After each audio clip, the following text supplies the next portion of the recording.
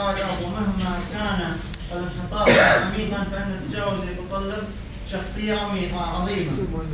يمكننا القول أنها لا تظهر القيادة بالمطالب الجذرية لكل خطايا الشرق الأوسط. استطاع طرح البديل للحداثة الرأسمالية.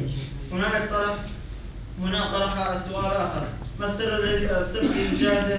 وإن ينتهي عبد الله جابر على عكس تماما، حيث يؤمن الإتراك والعالم الآن أنه لا حل للقضية الكردية بدون كثيرا ما يقدم ومخططا له جعل في العالم برمته في الموقع المضاد للقائد عبد الله وجلان. وكانت هذه منطق العصر ومنطق يقول القائد عبد الله وأزمات وقضايا الشرق الأوسط وسبل تجاوزها والعلاقات بإبعادهم عن السياسة وتكليفهم بإدامة حزب الرفاه. هناك سياسة متبعة على هذا الأساس في تركيا، وهناك سعي إلى إحقاق سلام مزيف على هذا الأساس، أي السعي إلى كسر المقاومة ومطاردة كل، أو على أساس فرض الاستسلام على جميع المقاومين. أيضا هناك العديد من الأحزاب المنظمة